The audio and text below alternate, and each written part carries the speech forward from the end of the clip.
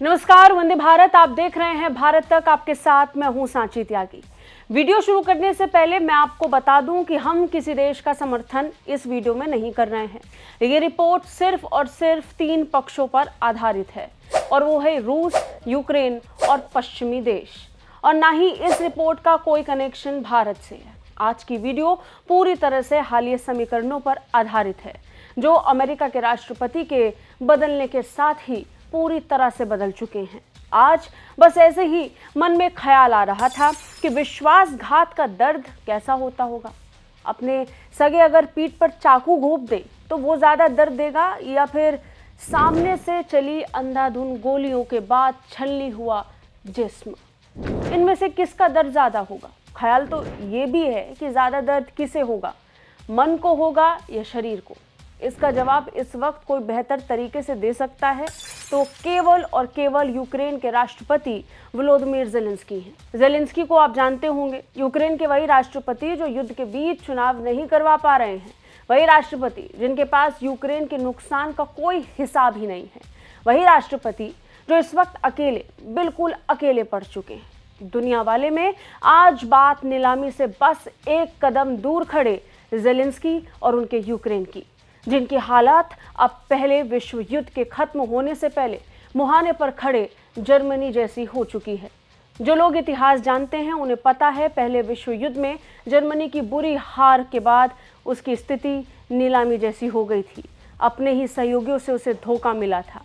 इस धोखे के बदले जर्मनी ने अपनी जमीन का अच्छा खासा हिस्सा खो दिया था, अपनी आर्थिकी को खो दिया था, सेना सिमट गई थी, लोग मर गए थे और कर्ज का बोझ तोहफे में मिला सो अलग।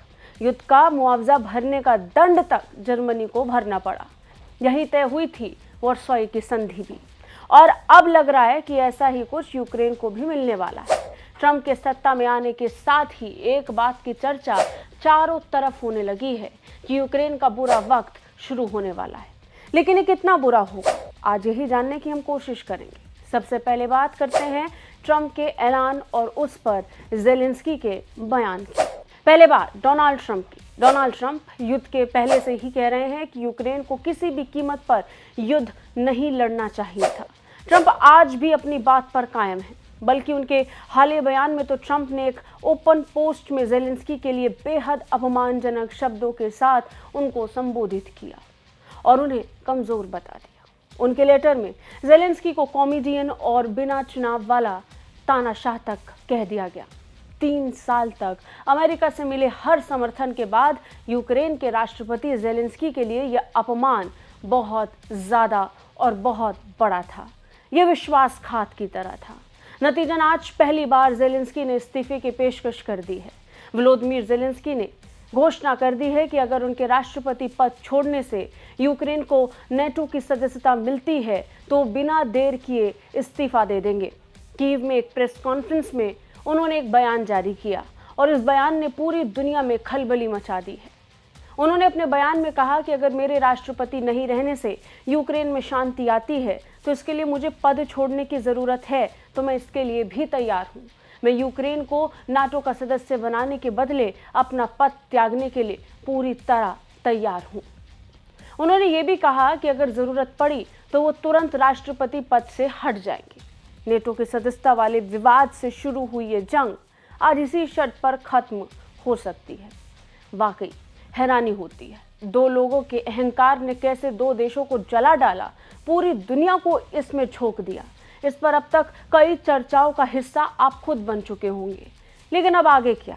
3 साल तक हथियार, उपकरणों और हर तरह के संसाधनों का सहयोग अमेरिका से मिलता रहा, लेकिन आज वही अमेरिका रूस के साथ बैठकर मीटिंग कर रहा है। फैसले लिए जा रहे हैं युद्ध कैसे खत्म हो, वो भी बिना यूक्रेन के। रूस युद्ध से पहले एक शर्त रख रहा था, यूक्रेन नेटो का हिस्सा नहीं बनेगा। पुतिन के द्वारा ये जो जंग छेड़ी गई इसे प्रीएम्प्टिव वॉर बताया गया, यानी जंग को रोकने के लिए अपने दुश्मन को पहले से कमजोर करना। इसे वॉर स्ट्रैटेजी की तरह देखा जाता है। रूस को समझने वाले कुछ लोग इसका समर्थन करते हैं और कुछ मानते हैं कि बिना युद्ध के भी पुतिन इसे मैनेज कर सकते थे। लेकिन पश्चिमी देशों का क्या? जो यूक्रेन को नेटो में शामिल करने के लिए बड़े उतावले हो रहे थे, प्रोत्साहित कर रहे थे, उससे भी ज्यादा युद्ध के बदले अंधा समर्थन करने की कसम खा रहे थे, जिस पर भरोसा कर ज़ेलेंस्की जंग में उतर भी गए।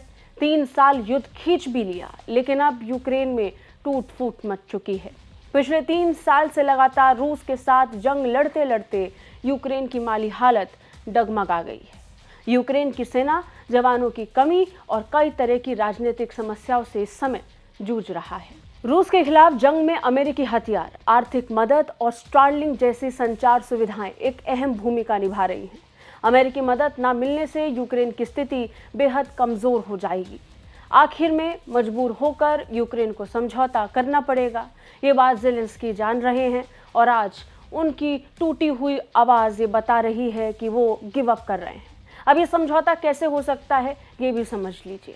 यूक्रेन तो युद्ध में सब गंवा चुका है, लेकिन फिर भी यूक्रेन में ऐसा कौन सा खजाना दबा है जिससे अमेरिका अपने नुकसान की भरपाई कर सकता है, और वो यूक्रेन का खनिज भंडार है जिस पर अमेरिका की नज़र है।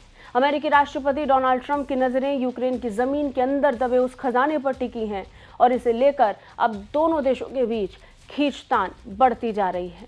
ये खजाना दरअसल वहाँ की खनिज संपदा है जिसकी कीमत तकरीबन 500 अरब डॉलर यानी लगभग 41 लाख करोड़ से ज़्यादा है। यूक्रेन के इसी खजाने पर ट्रंप की नज़रें हैं, जिसके लिए वो धमकी भी दे चुके हैं।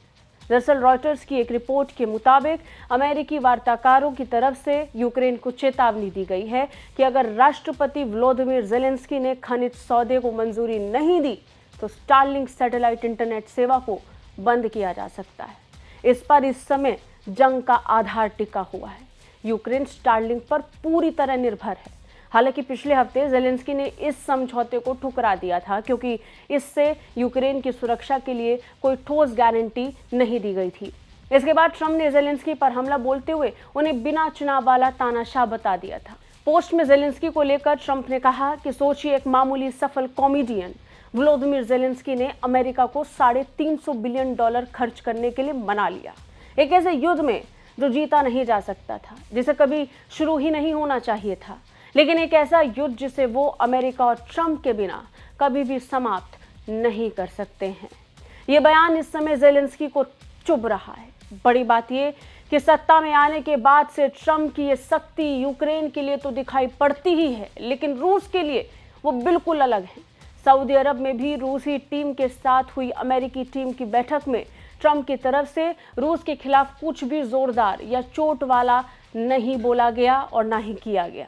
यहाँ तक यूक्रेन की ज़मीन पर रूस द्वारा किए गए कब्जे पर भी कोई जिक्र इस बैठक में नहीं हुआ। जिक्र था तो बस 3 सालों में हुए अमेरिकी खर्चे की, जिसकी भरपाई के लिए ट्रंप को यूक्रेन का खनिज नजर आ रहा है। आपको क्या लगता है? कमेंट करके हमें ज़रूर बताएं। जय हिंद।